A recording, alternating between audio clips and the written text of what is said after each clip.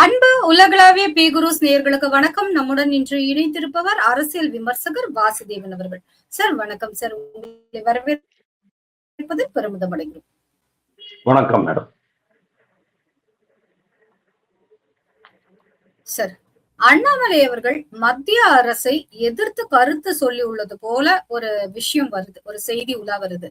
இதோட பின்னணி என்ன சார்? மத்திய அரசை எதிர்த்து அவர் ஒன்றும் சொல்லலை. மத்திய அரசு கட்டுப்பாட்டில் இருக்கிற சிபிஎஸ்இ அந்த போர்டு ஒரு நோட்டிபிகேஷன் கொடுக்குறாங்க. அதாவது இந்த வருஷம் 9வது கிளாஸ்ல இருந்து மும்மொழி கொள்கை அமலாக்கப்படும் அப்படின்னு சொல்லியிருக்காங்க. மும்மொழி கொள்கைன்னா என்ன?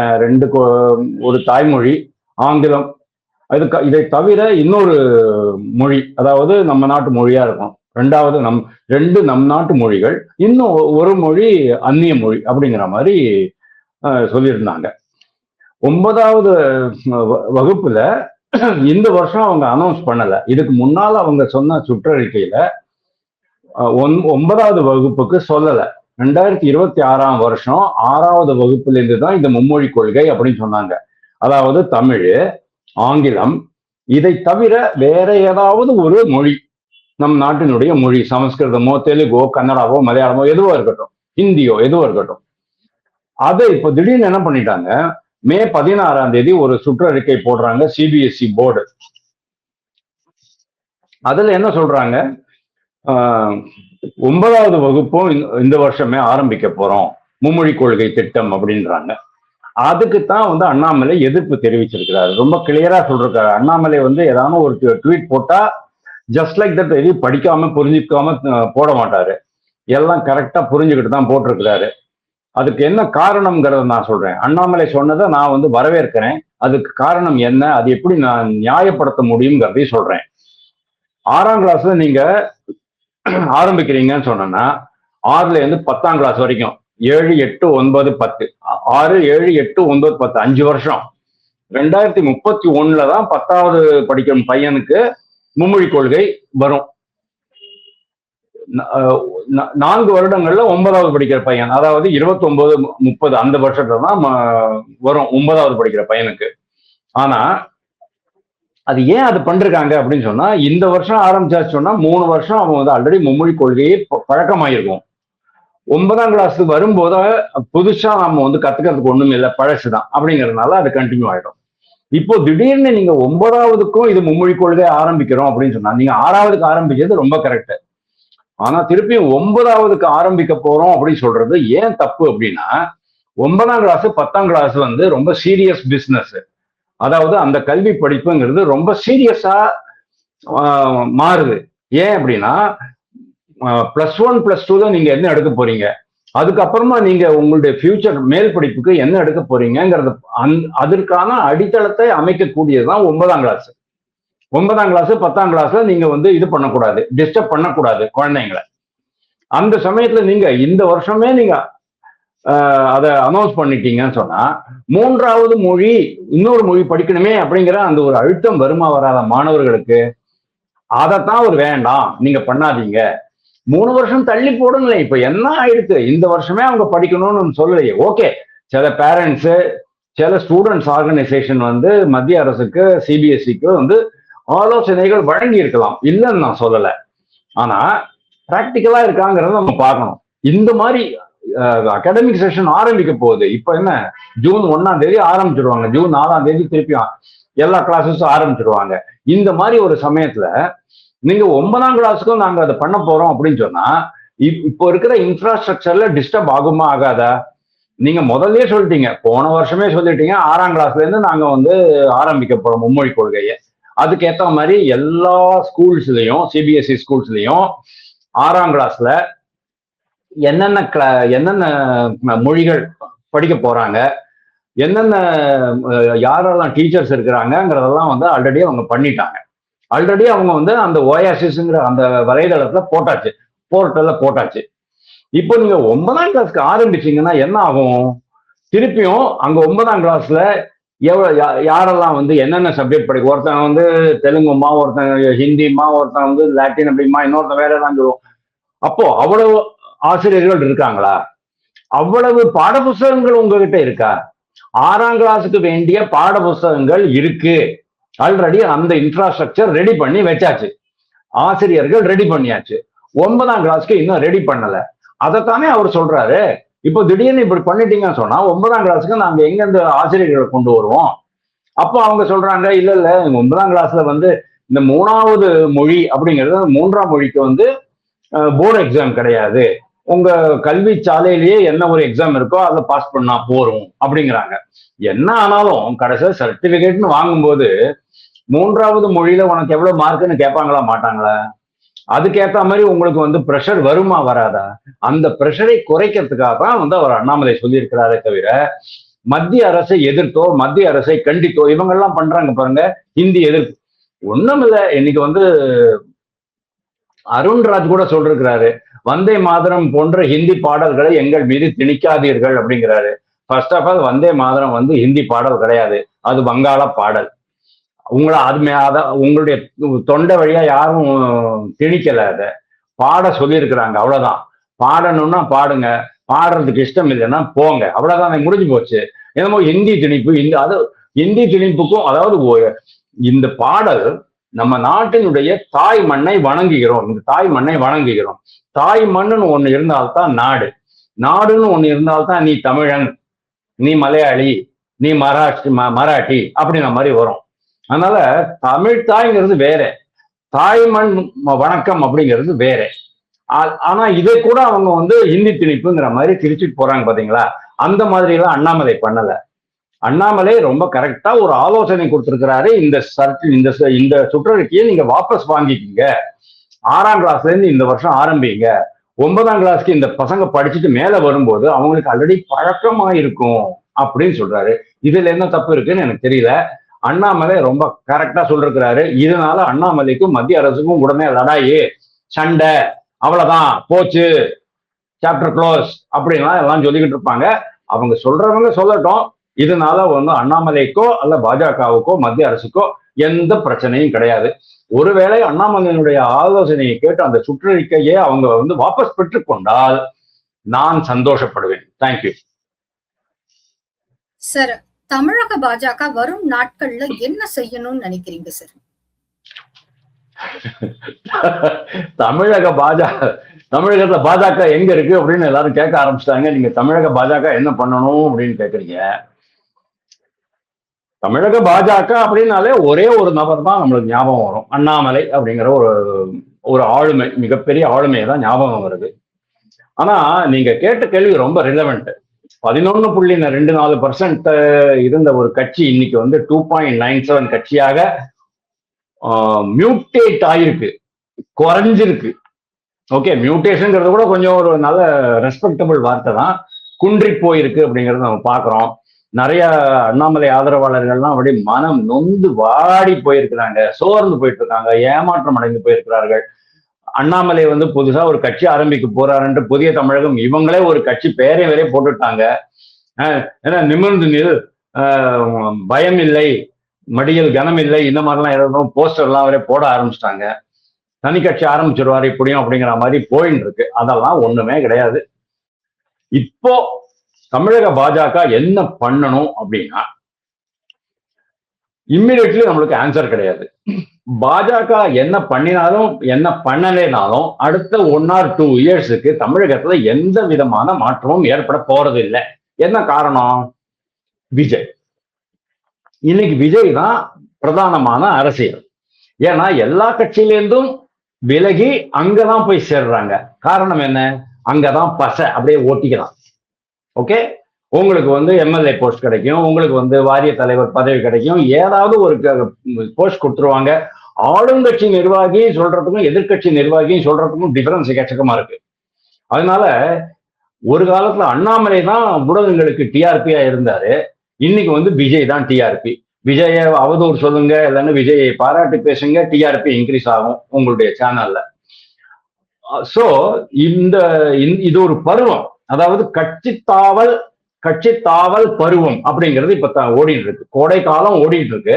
கோடை காலத்தே கட்சி தாவல் பருவம் அப்படின்னு இன்னொரு குட்டி பருவம் ஓடிக்கிட்டு இருக்கு. விஜய்க்கு வந்து ஒரு எழுச்சியான ஒரு நேரம் அப்படிங்கிறத பாக்குறோம். சரி, விஜய் வந்து ஒரு ஃபோர்ஸ் டு ரெக்கன் வித் அப்படிங்கிற மாதிரி வந்தாச்சு. 35% வந்தாச்சு சொன்னானே, எஸ், உங்களுடைய இடத்தை நீங்க தக்க வச்சுக்கிட்டு இருக்கீங்கன்னு அர்த்தம். நீங்க வந்து ஒரு தமிழக அரசியல ஒரு மிகப்பெரிய சக்தியாக உருவெடுத்து விட்டீர்கள். இன்னும் 5 வருஷம் 10 வருஷம் விஜய் தான் அப்படிங்கிற மாதிரியான ஒரு கட்டமைப்பு வரும். சோ விஜய் இருக்கும்போது ஆப்போசிட்ல யார் இருக்காங்க அப்படின்னு பார்க்கணும். டிஎம்கே இருக்கு. டிஎம்கே என்ன மாதிரியான கட்சியா இருக்கு அப்படின்னு சொன்னா, இன்னைக்கு டிஎம்கே பக்கத்துல வச்சுக்கிறதுக்கு கூட எல்லாருக்கும் அருவருப்பா இருக்கு. ராஜாவுடைய அந்த அந்த என்னது இந்த ராமசாமி நாயக்கரோட எல்லாம் சொன்னாரு, கால நேர வர்த்தமானமா என்னமோ சொன்னாரு. அதெல்லாம் நான் சொல்ல விரும்பல. அந்த மாதிரி எல்லாம் கிடையாது. முடத்தெங்கு அப்படின்னு சொன்னாரு, அதனால இல்ல. ஆனா ஜென்ரலாவே டிஎம்கே கூட இருந்தா சரியாகாது அப்படின்ட்டு காங்கிரஸ் விலகித்து, விசிக விலகித்து, கம்யூனிஸ்டுகள் இன்னும் திருப்பி போவாங்களா தெரியல. மற்ற யாருமே போக போறது இல்லை அப்படிங்கிறத நம்ம பாக்குறோம். அன்பார்ச்சுனேட்லி நம்ம ஜவஹர்லா தான் அங்க போய் மாட்டிக்கிட்டாரு. ஏன்னா அவர் வந்து டிஎம்கே சின்னத்துல நின்னார் அப்படிங்கிறதுனால. டிஎம்கே சின்னத்துல மட்டும் நிக்காம அவருடைய சொந்த சின்னத்துல நின்று இருந்தாருன்னா இந்நேரம் அவர் வந்து மினிஸ்டர் ஆயிருப்பாரு.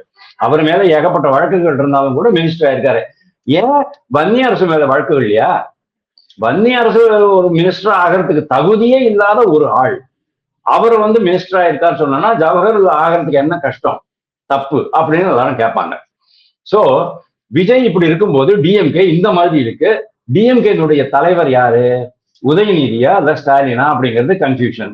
சபரீசன் கண்டிப்பா இல்லை. ஏன்னா அந்த பெண் நிறுவனம் கலைக்கப்பட்ட பிறகு சபரீசன் கொஞ்சம் ஒதுங்கி இருக்கிறாரு. நம்ம அபிஷேக் பானர்ஜி, மம்தா பானர்ஜியுடைய அக்கா பையன் அபிஷேக் பானர்ஜி சொன்ன மாதிரி நான் கட்சிக்கு அரும்பாடுபடுவேன் கட்சியின் வெற்றிக்கு அப்படின்னு அவர் சொல்லிட்டு ஒதுங்கிட்டு இருக்கிறாரு. இப்போ எதிர்கட்சி தலைவர் உதயநிதி, ஆனா அவர் என்ன சொல்றாரு, மாமன்னன் படத்துக்கு பிறகு நான் நடிக்கவே இல்லை, நான் திருப்பி நடிக்க போறேன் அப்படிங்கிறாரு. அப்படின்னா கட்சிக்கு என்ன ஆகும் அப்படிங்கிறது நீங்க பாருங்க. ஒரு எதிர்கட்சி தலைவர், ஒரு 45 வயசு 50 வயசான ஒரு தலைவர் என்ன பேசுறாரு? சனாதனம் பத்தி பேசுறாரு, மனுஸ்மிருதி பத்தி பேசுறாரு, ஹிந்தி எதிர்ப்பு பத்தி பேசுறாரு. ஒரு இளைய தலைவர் என்று அடையாளப்படுத்தப்படுகிறவர் என்னென்னலாம் பத்தி பேசணும்?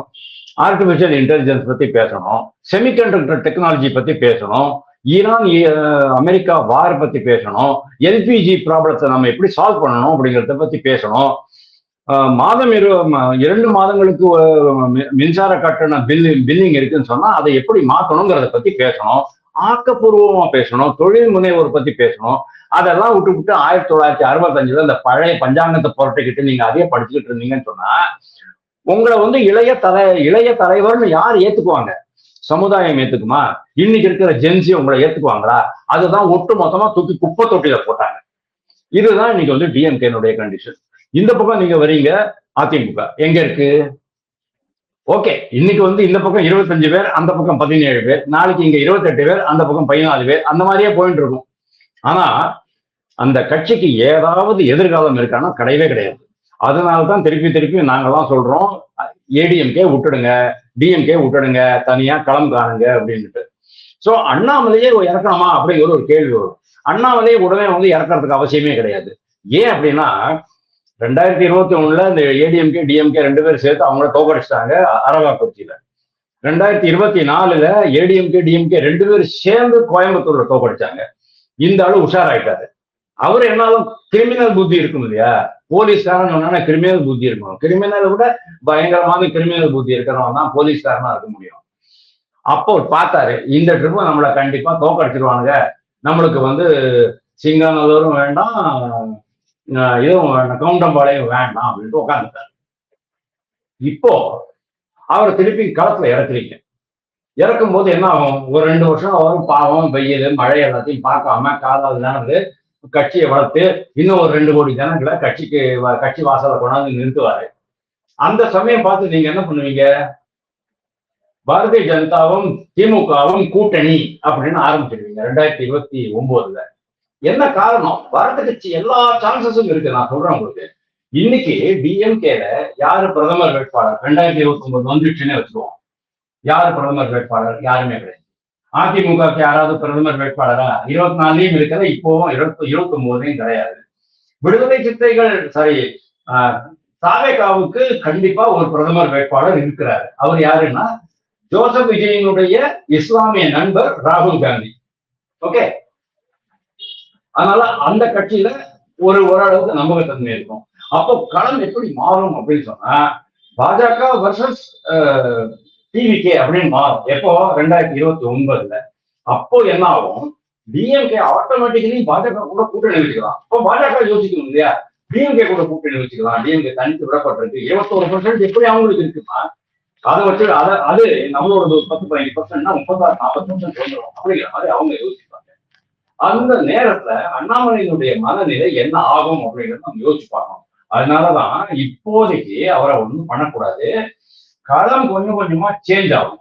எப்போ இந்த ஆட்சி மேல ஏற்கனவே ஒரே வாரத்திலேயே அதிருப்தி ஆரம்பிச்சாச்சு.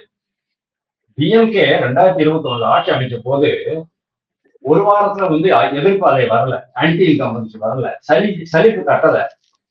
6 மாசத்துக்கு அப்புறம் தான் திடீர்னு வர ஆரம்பிச்சது. ஒரு வருஷத்துக்குள்ள அவங்களுக்கு எதிர்ப்பு அலை பயங்கரமா வர ஆரம்பிச்சது. அவங்க அதை புரிஞ்சுக்கல, நாங்கெல்லாம் சொல்லிக்கிட்டு தான் இருந்தோம்.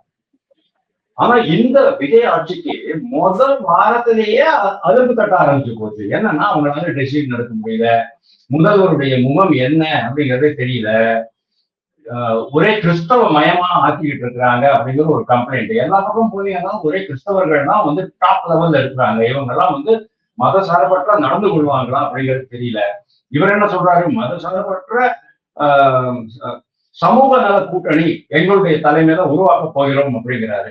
சமூக நல கூட்டணி பரவாயில்ல, மத சார்பற்ற அப்படின்னு சொன்னா ஐயோ எம்மத நீங்க எப்படி உள்ள வச்சுட்டு இருக்கீங்க, எப்படி நீங்க வன்னி அரசை மினிஸ்டரா போட்டிருக்கிறீங்க, எப்படி நீங்க மரிய வில்சனை நிதி அமைச்சரா போட்டிருக்கீங்க, அவருடைய கிரெடிபிலிட்டி என்ன, அவருடைய குவாலிபிகேஷன்ஸ் என்ன, தகுதிகள் என்ன, இதெல்லாம் ஒன்றும் கேட்கவே கூடாதா? எல்லாம் அதான் கேட்டுட்டு இருக்கோம். அதனாலதான் முதல் வாரத்திலேயே இதுக்கு ஒரு மிகப்பெரிய ஆன்டி இன்கம்பன்சி வந்திருக்கு அப்படிங்கிறத நான் ரெஜிஸ்டர் பண்றேன். சோ இது எப்படி போகும், இதை நாம எப்படி கேப்சர் பண்ண போறோம், அதாவது பாஜக எப்படி இதை கேப்சர் பண்ணுவாங்க, எப்படி உதயநிதி இதை கேப்சர் பண்ண போறாரு. உதயநிதி அவ அப்பா மாதிரியே தந்தை மாதிரியே ரொம்ப ஸ்ட்ராங்கா ஒரு அதிரடியான எதிர்கட்சியாக செயல்பட முடியுமா அப்படிங்கிறது ஒரு மிகப்பெரிய கேள்வி. ஏன்னா எல்லாமே அவர் இன்ஸ்டாகிராம் 12 மணிக்கு ராத்திரி 12 மணிக்கு மேல உட்காந்து பாக்குறதுனால கட்சி வளராது. அது அதிரடி அரசியல் கிடையாது. அவங்க அப்பா கிட்ட கத்துக்கணும், அவரு பண்ணுவாரா அப்படிங்கிறது எனக்கு டவுட் தான். அந்த இடத்துல ஒரு கேப் வரும். 2029க்கு முன்னால அந்த கேப் வரும். அப்போதான் பாரதிய ஜனதா கட்சி 7வது கட்டமைப்புகள் பண்ண முடியும், அது ஒரு வியூகங்கள் அமைக்க முடியும். அது வரைக்கும் பாரதிய ஜனதா கட்சி இப்போ சைலண்டா இருக்கிறதே நல்லது நான் பாக்குறேன். Thank you sir. குறிப்பா தமிழக முதலமைச்சர் செய்த இந்த விவசாயிகளின் கடன் தள்ளுபடி ரத்து அப்படிங்கிற அந்த விஷயத்தை நீங்க எப்படி பாக்குறீங்க?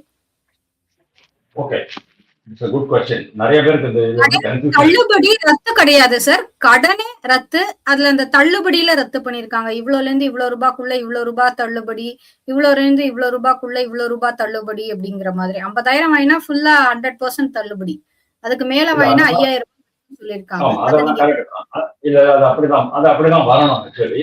அதாவது வாங்கின கடன் எல்லாம் தள்ளுபடி சொல்லிட்டு 2008 ஏஆர்டிஆர்எஸ் அப்படின்ட்டு சென்ட்ரல் கவர்மெண்ட் மன்மோகன் சிங் அரசு கொண்டு வந்தது. அது ஒரு மிகப்பெரிய மோசடி. அதுதான் நம்ம நாட்டுல ஒரு மிகப்பெரிய விவசாய கடன் தள்ளுபடியா இருந்தது. அதுக்கப்புறமா எல்லா மாநில அரசுகளும் அடாப்ட் பண்ண ஆரம்பிச்சிட்டாங்க. நரேந்திர மோடி அரசு 2014 வந்த பிறகு இன்னைக்கு வரைக்கும் ஒரு ட்ரிப்பு கூட விவசாயிகள் கடன் தள்ளுபடி அறிவிச்சது கிடையாது. ஆனா அவங்க விவசாயிகளுடைய வருமானத்தை இரட்டிப்பாக்கு ஆக்குவதற்கு எல்லா வழியும் பண்ணாங்க. அதைத்தான் பண்ணணும். நீங்க கடன் தள்ளுபடி பண்ணக்கூடாது. இதுலயும் எப்படி மோசடி பண்ணிருக்கிறாங்க அப்படின்னு சொன்னா, கிராப் லோன் சீசன் வேற, கிராப் லோன் சீசன் மே மாதம் ஆரம்பிக்குது. 1ஆம் தேதி 2025 மே மாசம் 1ஆம் தேதிக்கு அப்புறமா இந்த வருஷம் 2026 பிப்ரவரி 28 வரைக்கும் இருக்கிற அந்த 10 மாதங்கள்ல என்னென்ன எவ்வளவு பேர் கடன் வாங்கியிருக்காங்களோ அவங்களுக்கு தான் தள்ளுபடி. அதுலயும் யாருக்கு, உங்களுக்கு தான் தள்ளுபடி கிடையாது. ஏன்னா உங்களுக்கு தான் 10 ஏக்கர் லேண்ட் இருக்கு, நீங்களாம் பெரிய ஆளுங்க, அதனால உங்களுக்கு தள்ளுபடி கிடையாது. ரெண்டு விதமாக பிரிக்கிறாங்க. அதாவது சிறு குறுங்கிறது மார்ஜினல் ஃபார்மர்ஸ், சிறு அப்படிங்கிறது ஸ்மால் ஃபார்மர்ஸ். மார்ஜினல் ஃபார்மர்ஸுக்கு 2.5 ஏக்கர் தான் நிலம் இருக்கும். சிறு விவசாயிகளுக்கு மார்ஜினல் ஃபார்மர்ஸ் இது ஸ்மால் ஃபார்மர்ஸ், சிறு விவசாயிகளுக்கு வந்து 5 ஏக்கர் வரைக்கும் நிலம் இருக்கும். 5 ஏக்கர் வரைக்கும் நிலம் இருக்கிறவர்களுக்கு மட்டும்தான் இது 50,000க்கு கீழே நிலம் இது இருக்கணும், கடன் வாங்கியிருக்கணும். நீங்க எவ்வளவு கடன் வாங்கிருக்கீங்களோ அந்த கடன் 10,000 ரூபாய் வாங்கிட்டீங்கன்னா 10,000 ரூபாய் கடன் தள்ளுபடியா இருக்கும். ஏன்னா 5 ஏக்கர்ல நீங்க வந்து 5 ஏக்கர் பயிரிட முடியாது, பல சமயங்கள்ல 2 ஏக்கர் தான் பயிரிட முடியும். அப்போ 2 ஏக்கருக்கு வந்து உங்களுக்கு எவ்வளவு கிடைக்கும்? அதாவது ஸ்கேல் ஆஃப் ஃபைனான்ஸ் அப்படின்னு ஒண்ணு உண்டு மேடம். அதாவது ஒரு ஏக்கருக்கு ஒவ்வொரு பயிருக்கும் இவ்வளவு காஸ்ட் ஆஃப் ப்ரொடக்ஷன் இருக்கு, அதற்கு ஏற்ற மாதிரி எவ்வளவு கடன் தொகை உச்ச வரம்பு அப்படின்னு ஒண்ணு இருக்கு. அதாவது நெல் விளைவதற்கு தமிழ்நாட்டுக்குள்ள 11,000 15,000 ரூபாய் வரைக்கும் ஒரு ஏக்கருக்கு கிடைக்கும். ஸோ அது ஒரு இடத்துக்கு மாறு வரும். இப்ப திருவண்ணாமலையில 15,000 இருக்கலாம், கரூர்ல வந்து 12,000 இருக்கலாம், திருச்சியில 11,000 இருக்கலாம், அந்த மாதிரி மாறுபடும். ஸோ அதுக்கு ஏற்ற மாதிரி தான் வந்து கடன் கொடுக்கப்படும். அதனால 5 ஏக்கர் நிலம் வச்சுட்டு இருக்கிறவன் மேக்சிமம் 75,000 ரூபாய் தான் வாங்கியிருக்க முடியும், அல்லது அதோட குறைவா தான் வாங்கியிருக்க முடியும். அதனால அவங்களுக்கு வந்து 50,000 ரூபாய் வரைக்கும் இது டிஸ்கவுண்ட், அதாவது 50,000 ரூபாய் வரைக்கும் இவங்க கவர்மெண்ட் கட்டிடுவாங்க. ஆனா அதை விட 5 ஏக்கர் மேல நிலம் இருக்கிறவங்களே சும்மா விட்டுட்டா போதுமா? அவங்களும் விவசாயிகள் தானே, அப்படிங்கிறதுனால அவங்களுக்கு தான் பிளாட்டா 5,000 ரூபாய். நீங்க 1.5 லட்சம் கடன் வாங்கினாலும் சரி 5,000 ரூபாய் தான் உங்களுக்கு கிடைக்கும். அந்த மாதிரி நான் வந்து வங்கி தொழில இருந்திருக்கேன். நான் வந்து இதே மாதிரி பயிர்க்கடன்லாம் எக்கச்சக்கமா கொடுத்துருக்கேன். 10 லட்சம் வரைக்கும் நான் வந்து பயிர்க்கடன் கொடுத்துருக்கேன். அப்போ 2008 அந்த கடன் பயிர்க்கடன் தள்ளுபடி ஆரம்பிக்கும் போது முதல் முறையாக ஆல் இண்டியால நான் அந்த வேலையை பண்ணியிருக்கேன். அதனால எனக்கு வந்து இதை பத்தி முழு அனுபவம் இருக்குது. ரைட்டு. ஸோ இதுல சிறு குறு தொழில் விவசாயிகளுக்கு மட்டும்தான் பயன். இன்னொரு கண்டிஷன் போட்டிருக்காங்க பாருங்க. அதாவது நீங்க வந்து போன வருஷம் 2025 மே மாசத்திலேருந்து இந்த வருஷம் பிப்ரவரி மாசம் வரைக்கும் வாங்கின கடன் மட்டும்தான் தள்ளுபடி. அதுக்கு முன்னால நீங்க ஏதாவது கடன் வாங்கியிருக்கீங்க, 30,000 ரூபாய் பாக்கி இருக்குன்னு சொன்னா அதெல்லாம் இதுல வராது. ஆனா மோஸ்ட்லி என்ன ஆகும் அப்படின்னு சொன்னா, முன்னால வாங்கின கடனையும் இந்த வருஷம் 1ஆம் தேதி, அதாவது மே மாசம் 1ஆம் தேதி அவங்க ரோல் ஓவர் பண்ணிடுவாங்க. அதை புது கடனா மாற்றிடுவாங்க, ரோல் ஓவர் பண்ணுவாங்க, ரினியூவல் அப்படின்னு சொல்லுவாங்க, இல்லைன்னா அந்த மாதிரி வரும். ஆனா பழைய கடன், நீங்க உங்க அப்பா இருந்த காலத்துல வாங்கின கடன் அதெல்லாம் வந்து பண்ண மாட்டாங்க. இன்னொன்னு அவங்க சொல்றது வந்து கோஆபரேட்டிவ் பேங்க் கடன் மட்டும்தான் தள்ளுபடி அப்படின்னு இருக்காங்க. Cooperative bank, private banks, government bank, 3 sector இருக்குது இல்லையா? இப்போ கோஆபரேட்டிவ் பேங்க் மட்டுமே எவ்வளவு கடன் கொடுத்துருக்கு பயிர்க்கடன் அப்படின்னு சொன்னா மொத்தமா 35% மேல கிடையாது. அதாவது பயிர்க்கடன் வந்து 1000 கோடி ரூபாய் பயிர்க்கடன் இருக்குன்னு சொன்னா 350-400 கோடி ரூபாய் தான் கோஆபரேட்டிவ் செக்டார்ல இருந்து கொடுக்கக்கூடிய விவசாய கடன், அதாவது பயிர்க்கடன். அதுல மற்ற வங்கிகள்ல இருந்து வாங்கின கடன் அதுக்கு வந்து தள்ளுபடியே கிடையாது. இது மட்டும்தான் தள்ளுபடி. இது மொத்தமா எவ்வளவு இருக்குங்கிறீங்க நீங்க? அதாவது கோஆபரேட்டிவ் பேங்க்ஸ்ல இருந்து வாங்கின பயிர்க்கடன் டோட்டல் அமௌண்ட் கிட்டத்தட்ட 14,000 கோடி ரூபாய் தான். போன வருஷம், அதாவது நான் சொன்ன மே மாசம் 1ஆம் தேதியிலிருந்து இந்த வருஷம் பிப்ரவரி எண்டு வரைக்கும் மொத்தமாவே 14,000 கோடி ரூபாய் தான் கடனாக வழங்கப்பட்டிருக்கு. அதுல இவங்க எவ்வளவு இது பண்றாங்க, தள்ளுபடி பண்றாங்க? 2,400 கோடி ரூபாய் தான். அப்படின்னா நீங்க பாத்துங்க எவ்வளவு கம்மி, மிகவும் குறைந்த அளவு தள்ளுபடி தான் பண்ணியிருக்கிறாங்களே தவிர ஒரு மிகப்பெரிய அளவுல கிடையாது. ஆனா இது வந்து சிறு குறு விவசாயிகளுக்கு ஓரளவுக்கு லாபம் இருக்கு அப்படிங்கிறத நான் வந்து பதிவு பண்ணிக்க விரும்புறேன். ஆனா ஒண்ணும் பண்ண முடியாது. ஏன்னா பெரிய விவசாயிகள்லாம் இப்போ வந்து சரத்பவாருடைய பொண்ணு பி சிதம்பரம் இவங்கெல்லாம் வந்து மொட்டை மாடியில கேபேஜ் வளர்த்தேன், மொட்டை மாடியில காலிஃபிளவர் வளர்த்தேன்னு சொல்லி 10 கோடி ரூபாய்லாம் இன்கம் காமிச்சிருக்கிறாங்க. 10 கோடி ரூபாய் இன்கம் காமிச்சிருக்கிறாங்க அவங்கலாம். அந்த மாதிரி விவசாயிகளுக்கெல்லாம், அவங்களாம் ஏழை விவசாயிகள் தான், ஆனாலும் அவங்களுக்கெல்லாம் வந்து தள்ளுபடி தான் தேவை கிடையாது. ஆனா உண்மையிலேயே இவங்களுக்கு தள்ளுபடி வேண்டியதுதான். இதுல முக்கியமா இன்னொன்னு நான் நோட் பண்றது என்ன அப்படின்னா, நீங்க குறு விவசாயிகள் 2.5 ஏக்கருக்கு கீழே இருக்கிறவங்க, சிறு விவசாயிகள் 5 ஏக்கருக்கு கீழே இருக்கிறவங்களை பத்தி சொன்னீங்க. What about landless labourers? Landless லேபரர்ஸே எக்கச்சக்கமா இருக்கிறாங்க. அந்த லேண்ட்லெஸ், அதாவது நிலப்புலம் சொந்தம் இல்லாத விவசாய தொழிலை மட்டுமே நம்பி இருக்கும் தொழிலாளர்கள். அந்த பருவ காலத்துல போயிட்டு அவங்க நாத்து நடுவாங்க, நாத்தங்கால் கட்டுவாங்க, தண்ணீருக்கு வாய்க்கால் கட்டுவாங்க, களை பிடுங்குவாங்க, கதிர் அறுப்பாங்க, வின்னோவிங் பண்ணுவாங்க, டிரான்ஸ்போர்ட் பண்ணுவாங்க. இந்த தொழிலாளர்களுக்கு தான் இவங்க என்ன பண்ணினாங்கன்னு கேட்கிறேன்.